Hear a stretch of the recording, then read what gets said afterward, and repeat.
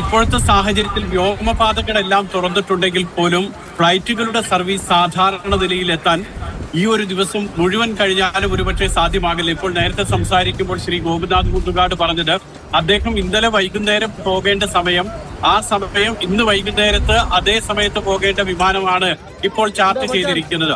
അതിനനുസരിച്ച് ഇന്ന് ആ സമയത്ത് പോകേണ്ട യാത്രക്കാരുണ്ടാകും. അവരിൽ പലർക്കും ഒരുപക്ഷെ തിരക്ക് കൂടുതൽ കാരണം സീറ്റ് കിട്ടാതെ വരികയും അവരുടെ ടിക്കറ്റ് റദ്ദാക്കുന്ന സാഹചര്യം വരികയും എല്ലാം തരും.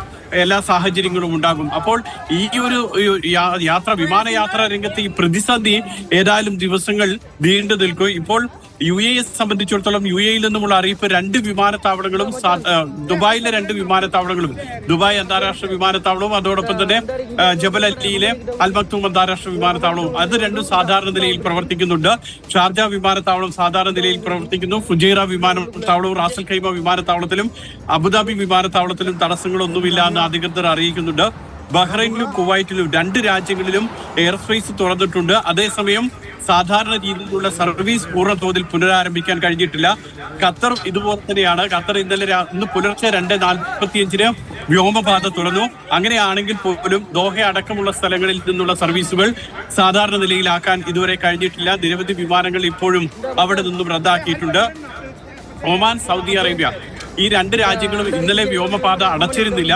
അതുകൊണ്ട് തന്നെ ഏറ്റവും അധികം വിമാനങ്ങൾ വഴിതിരിച്ചു വിട്ടിട്ടുള്ളത് ഈ പറയുന്നത് പോലെ ഒമാനിലേക്കും അതോടൊപ്പം തന്നെ സൗദി അറേബ്യയിലേക്കുമായിരുന്നു. ജിദ്ദ, റിയാദ്, മസ്കറ്റ് തുടങ്ങിയിട്ടുള്ള മേഖലകളിലേക്ക്. ആ മേഖലകളിലൊക്കെ ഇന്നലെ എത്തിയിട്ടുള്ള വിമാനങ്ങൾ അവിടെയുണ്ട്, യാത്രക്കാർ അവിടെയുണ്ട്. ആ വിമാനങ്ങളൊക്കെ കൃത്യമായിട്ടുള്ള അവരുടെ നേരത്തെ നിശ്ചയിച്ചിട്ടുള്ള ഡെസ്റ്റിനേഷനിലേക്ക് പോയി അവിടെ നിന്നും തിരിച്ച് അതത് ഗൾഫ് രാജ്യങ്ങളിലേക്ക് വരുമ്പോൾ മാത്രമേ സർവീസുകൾ സാധാരണ നിലയിലാക്കുകയുള്ളൂ. ഇതിലിപ്പോൾ ഏറ്റവും പ്രധാനം ഇന്ത്യ അടക്കമുള്ള സൗത്ത് ഈസ്റ്റ് ഏഷ്യൻ രാജ്യങ്ങളിലേക്കുള്ള വ്യോമഗതാഗതത്തെയാണ് ഇത് ഏറ്റവും അധികം ബാധിച്ചിട്ടുള്ളത്. അതേസമയം യൂറോപ്പ്, മെഡിറ്ററേനിയൻ ഭാഗം, ആ ഭാഗത്തേക്കുള്ള സർവീസുകളെ എല്ലാം തന്നെ പെട്ടെന്ന് സാധാരണ നിലയിലേക്ക് തിരിച്ചു വരുന്നുണ്ട്. അതോടൊപ്പം ഇപ്പോ ഈ വെടിനിർത്തൽ ഏകദേശം സാധ്യമാകുന്നു എന്ന സൂചനകൾ കിട്ടുന്നുണ്ടല്ലോ. സൗദിയുടെയും UAE ഈ 2 രാജ്യങ്ങളാണ് എപ്പോഴും ഇത്തരം പ്രതിസന്ധി ഘട്ടങ്ങളിൽ ഒരു ലീഡ് എടുത്തുകൊണ്ട് കാര്യങ്ങൾ മുന്നോട്ട് കൊണ്ടുപോകാറ്. ഇവരുടെ ഒരു ഇടപെടലിൻ്റെ കൂടി ഫലമായിട്ടാണോ ഇപ്പോൾ ട്രംപ് ഈ പറഞ്ഞിട്ടുള്ള വെടിനിർത്തൽ വരാൻ പോകുന്നത്, അതോ കൂടുതൽ ചർച്ചകൾ നടക്കുന്നുണ്ടോ ഗൾഫ് രാജ്യങ്ങളും ഇറാനുമായിട്ട്?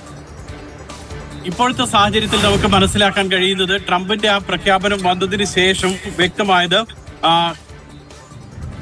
ട്രംപിന്റെ ആ പ്രഖ്യാപനത്തിന് ശേഷം കൃത്യമായി തന്നെ ഒരു റിപ്പോർട്ട് വന്നിരുന്നു. ഖത്തർ പ്രധാനമന്ത്രി ഷെയ്ഖ് മുഹമ്മദ് ബിൻ അബ്ദുൾ റഹ്മാൻ അൽ താനി ഇറാനുമായി സംസാരിച്ചു എന്നുള്ള വാർത്ത പുറത്തു വന്നിരുന്നു. ഇറാനുമായി നേരിട്ട് ട്രംപ് സംസാരിച്ചില്ല.